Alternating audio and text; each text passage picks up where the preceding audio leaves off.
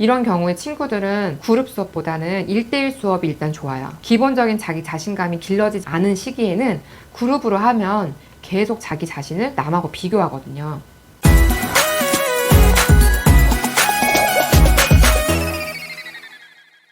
안녕하세요. 123 미니쌤TV의 김민희입니다. 지난 영상에서는 수포자가 되는 학기 단원에 대해서 소개를 해드렸어요. 언제 아이들이 어떤 공부를 할 때 수학을 포기하고 싶은 마음이 드는지, 그래서 그 마음이 들기 전에 우리는 어떤 준비를 해주면 좋은지에 대해서 말씀을 드렸는데요. 오늘은 아이들이 수학을 포기하는 게 내용적인 부분도 있지만 심리적인 영향도 있죠. 수학은 다른 과목에 비해서는 심리적인 영향을 정말로 많이 받는 과목이에요. 왜냐하면 동기가 유발되지 않으면 내가 생각하려는 시도를 하지 않고 생각을 하면서 문제를 풀려고 하지 않으면 실력이 늘지 않죠. 어떻게 아이들의 마음을 좀 매만져 주는 게 좋은지에 대해서 오늘 말씀드리려고 하는데요. 아이들이 수학을 내가 좀 못하는 것 같아 라고 생각이 들다가 수학 진짜 힘들다 그런 생각 들다가 진짜 안 하고 싶다 이런 과정으로 마음이 흘러갈 때 수학을 포기하는 거잖아요.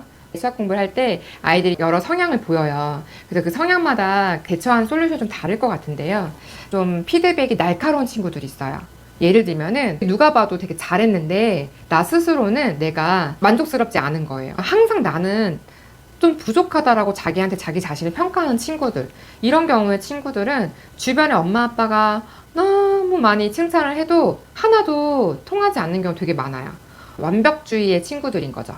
오히려 쿨하게 나한테 관대해서 내가 친구들보다 뭐 부족해도 괜찮아 라고 생각하고 내가 친구들보다 잘하는 거에 대해서도 별로 아무렇지 않고, 이런 경우는 훨씬 더 스트레스 덜 받거든요. 근데 완벽한 친구들의 경우에는 진짜로 스트레스를 많이 받아요.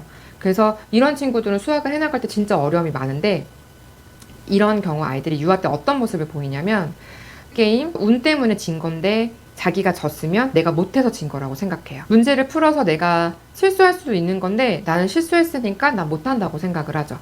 어떻게 도와줘야 될까요? 전 오히려 이런 친구들한테 약간의 성취감을 맛볼 수 있게, 예를 들어 어려운 문제를 스스로 해결한 것처럼 살짝 도와줘서 결국엔 너가 해결한 거라고 맛을 보게 한다든지, 아니면 보드게임 같이 여러 사람이 하는 건 변수가 높기 때문에 안 되고요. 혼자서 진행하면서 성취도를 높일 수 있는 걸로 아이한테 너가 이렇게 보이는 것 때문에 너 잘하고 있는 거다 라고 어떤 결과물을 보여주고 그거에 아이가 만족스럽게 해야 돼요. 근데 그게 너무 쉬우면 아이한테 잘 안 통해요. 나만 잘한 게 아니라 이건 쟤도 잘 맞출 수 있을 것 같은데? 아이들이 이렇게 생각을 하거든요. 이런 성향의 친구들은. 너무 쉬운 건 안 되고 약간의 어려움, 살짝 어려움, 그런 문제들을 통해서 아이한테 너 지금 되게 잘하고 있어. 이거 다른 친구들이 풀 땐 진짜 어려워했던 문제였는데 너는 선생님이 요만큼만 힘든데도 한 번에 알아듣네? 그러면 진짜 그렇다고 느끼죠. 그래서 이런 친구들은 적당한 심화가 필요해요. 또는 보드게임 같은 경우도 적당한 난이도의 퍼즐이나 이런 것들, 혼자서 할 수 있는 이런 것들이 필요하죠. 나를 자꾸 누군가와 경쟁시키는 상황보다는 나와 나 자신을 경쟁시키는 상황에서 너가 생각했을 때 어려운 거를 너 스스로 넘은 거야 라는 어떤 상황을 만들어줌으로써 아이한테 자기에 대한 관대함이 점점 생기도록 그렇게 해주는 게 필요해요. 학습적으로만 다 되는 건 아니고 평소에도 생활을 할 때도 그런 게 적당히 필요하죠. 약간의 챌린지 같은 걸 주고 그거를 해결할 수 있는 것들에 대해서 고민을 해봐야 돼요. 좀 어려울 순 있어요. 왜냐면 난이도 조절을 잘해야지 또 너무 어려운 거 주면은 딱 보자마자 내가 이건 덤빌 수 없는 거야 또 이렇게 선을 그어버리거든요. 그래서 그 적당한 난이도, 아이가 맞춘 문제에서 약간 어려운 하나, 이런 식으로 주는 거죠. 칭찬을 하면서 자기 자신에 대한 완벽성을 조금씩 내려놔야 돼요. 수학을 잘하려면 나를 드러내면서 나의 부족한 거, 내가 잘 이해하지 못한 것들에 대한 피드백을 잘 받을 수 있는 아이들이 수학을 계속 잘할 수 있어요. 완벽한 모습만 보이고 싶은 아이들은 내가 못하는 모습을 감추기 때문에 추상적으로 이해가 되지 않는 부분을 드러내지 않으면 개념이 그 아이 머릿속에 어떻게 떠다니는지를 알 수가 없거든요. 문제를 맞추는 걸로는 가늠이 안 돼요. 그래서 그런 성향의 아이들은 저학년 때 습관 들이지 않으면 진짜 수학 되게 힘들게 공부해요. 남들보다 배로 더 많이 공부해야지만 만족해하는 상황이 펼쳐지죠. 이러면 엄마도 힘들고 그걸 많이 해야 되는 아이도 힘들고 너무 다 지치는 상황이라서 저학년 때 이런 것들 좀 잡아주시면 좋을 것 같고요. 두 번째의 경우는 이런 친구들이 있어요. 남이 보이는 반응에 민감하게 받아들이는 경우의 아이들이 있어요. 예를 들어서 게임을 하다가 친구가 이겼어요. 그 친구가 너무 좋아해요. 아이가 다른 친구가 이긴 걸 기뻐하는 모습이 상대적으로 나는 져서 속상하다라고 생각을 하게 되는 거죠. 또는 엄마나 아빠의 반응에 민감해하고 선생님의 반응에 민감해해요.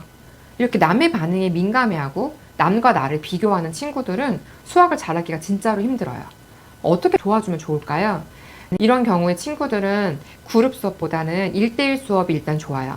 기본적인 자기 자신감이 길러지지 않은 시기에는 그룹으로 하면 계속 자기 자신을 남하고 비교하거든요. 그러면 스트레스 받고 재미가 없고, 혼자만 주목해서 누군가 나를 관심을 갖고 애정 있게 대해주면서 설명해주고 알려주고 하는 과정에서 실력이 길러져서 어느 순간 자기가 자신 있다라는 느낌을 받았을 때 그룹으로 이제 옮겨주는 거예요. 아이들은 성격도 막 나이마다 달라지잖아요.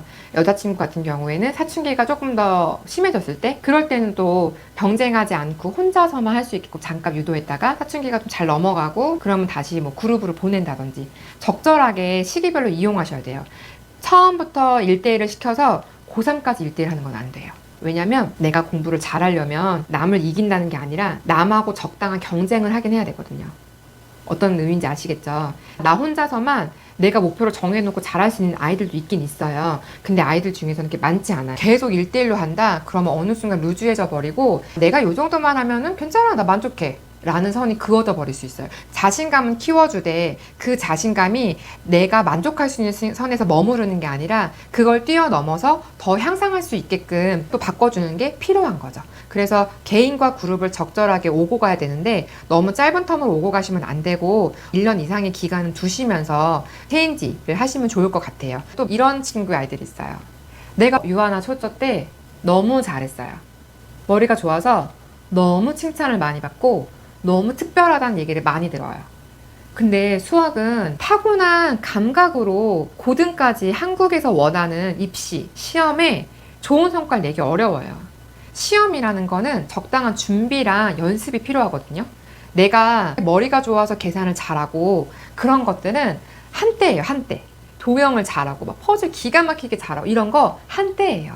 학습이라는 거는 익히고 반복하고 어떤 그런 과정이 필요한데 이 아이가 특출나게 보였던 것만 믿고 계속 수학을 잘하겠지라고 생각하다가 반복적인 학습이 안 들어가고 학습 시간을 늘리는 이런 연습이 전혀 안 들어간 상황이 계속 펼쳐지다가 고학년 때 딱 내가 뭔가 잘 안 되는 남하고 비슷해진 상황이 돼버리면 확 꺾여버려요. 내가 진짜 잘했는데 이게 온도박질 치는 그런 느낌을 받게 되거든요. 이런 아이가 어느 계기가 있어서 팍 치고 올라오지 않는 이상 이게 장기적으로 가잖아요. 빠르게 뭔가 습관이 들어지거나 누군가가 타이트하게 딱 잡아주면서 끌어주지 않으면은 이 정도만 이렇게 또 체념하고 포기하게 되는 상황이 펼쳐지는 거죠. 의외로 많아요. 남자아이인데 이 아이가 도형이 너무 타고난 센스가 있는 거예요. 이런 아이들 특징은 반복 진짜 싫어하거든요. 그래서 좀만 기다려주면 머리가 커지면 반복을 시킬 수 있겠지라고 생각했거든요. 근데 머리가 커져도 반복을 안 했던 아이들은 끝까지 반복하기 싫어해요. 힘들잖아요. 귀찮잖아요. 지겹잖아요.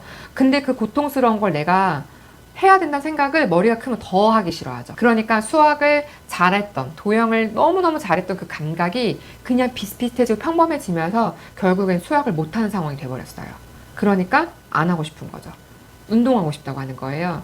이런 경우가 생각보다 많아요. 아이 성향이 어떤 성향인지 잘 보시면서 그냥 남들 다 하는 대로 다 이렇게 시킨다고 답이 되지 않아요. 수학이라는 건 다 알려준다고 해서 다 내게 되는 게 아니기 때문에 아이들한테 맞는 학습법, 아이들한테 시기마다 탄력적으로 조절해주는 그런 것들이 굉장히 중요하다는 거를 꼭 알아두셨으면 좋을 것 같습니다. 오늘 영상 여기까지고요. 저희는 다음 영상에서 만나 뵙도록 하겠습니다. 다음에 또 만나요.